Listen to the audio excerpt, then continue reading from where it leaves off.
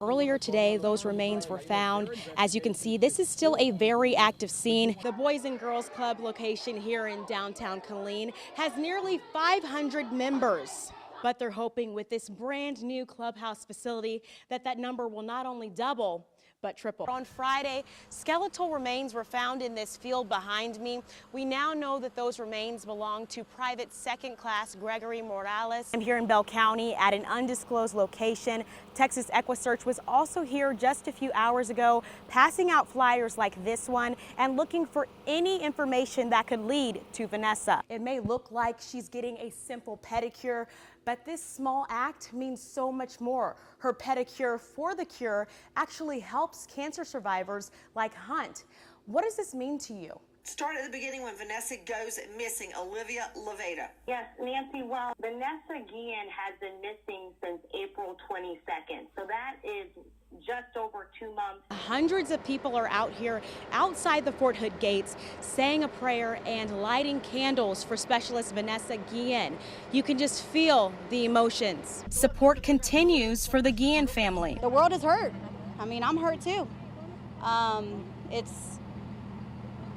It's sad. Friday night, supporters gathered outside the gates of Fort Hood for a candlelight prayer vigil to demand answers and pay their respects to specialist Vanessa Guillen.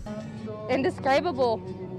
Her command failed her, this base failed her, her soldiers, her fellow soldiers failed her, everyone failed her. Fort Hood officials have yet to positively identify the remains found near Leon River this week as Vanessa. However, the Guillen family knows she's dead and now know all too well what investigators say happened during her final hours on April 22nd.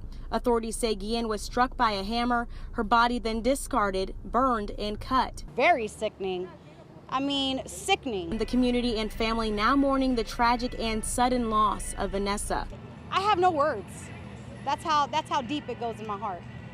And we're here for Vanessa and her family, and we will continue to stand our ground. And calling for justice. Unity. We need to stand in solidarity. This could have been anyone's sister, anyone's cousin, anyone's mom, anyone's anything. Fort Hood officials say they have sent the human remains found near the Leon River for DNA testing and are attempting to expedite the process. Reporting in Bell County, Olivia Levada, 25 News. As many parents have taken on the title of home educators, I spoke to one mom who's now wearing the hats of parent, home educator, and therapist. Since Sawyer Clark battles spinal muscular atrophy, he has a higher risk of getting a more serious case of COVID-19. It's a serious thing that we're really worried about that. So worried, in addition to sheltering in place, the family decided to stop taking the 10-year-old to his essential therapy sessions. Slight sniffle or a cough. It could be, just a head cold, but for Sawyer, it could be a full-blown upper respiratory infection. He's not alone. Kelly Barr, owner of Kids Therapies in Killeen, says more than half of her clients have stopped bringing their children to her physical, occupational, and speech therapy clinic. We're hanging on to keep their skills where they're at and progress them forward. And when they miss for protracted amounts of time, they decline in skills. To the left a little bit. The clinic turning to telehealth to make sure patients don't fall behind. For me to get stronger. And relying on occupational therapists like Kaylin Andrus to get the job done. He said to me that touched my heart is, Miss K, I'm so glad to see you. This is kind of a routine now. So the fact giving these kids back a routine is so key in their everyday function because it's been so off. You got it? Yeah.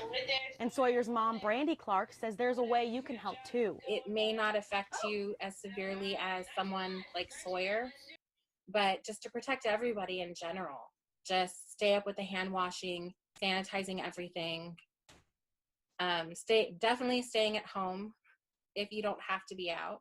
Barr says a large percentage of her patients fall into the medically fragile category.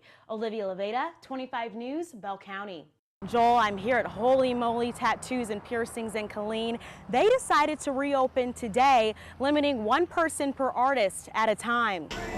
The owner of Holy Moly Tattoos and Piercings has decided to open up in Killeen, even though he could face a hefty fine. No money coming in, and we just have to do what we got to do.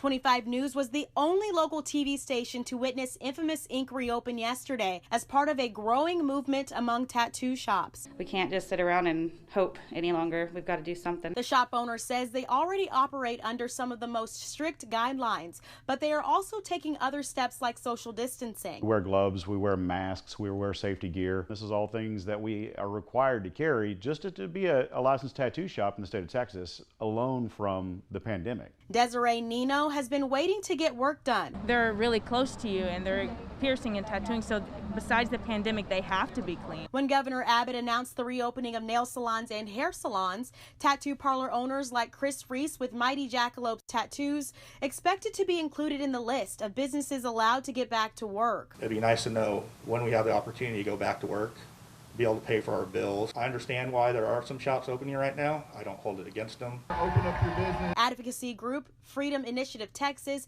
has joined a nationwide movement to get the entire country to peacefully open back up. They also stand with tattoo shops. I think they should continue to stay open. You know, I don't know if you've ever been inside of a really awesome tattoo shop, but they are very sterile. In the meantime, Moley is serving his community, one client at a time. Everybody's got to wear a mask, and we're limited to one customer per artist and limited to 2 artists at a time. Moley says they have not received a citation for reopening, and in fact, he's not worried about that. He says he tried applying for a PPP loan with no response, but if he would have been able to get his hands on that money, he would have waited before reopening. Olivia Levada, 25 News, Killeen.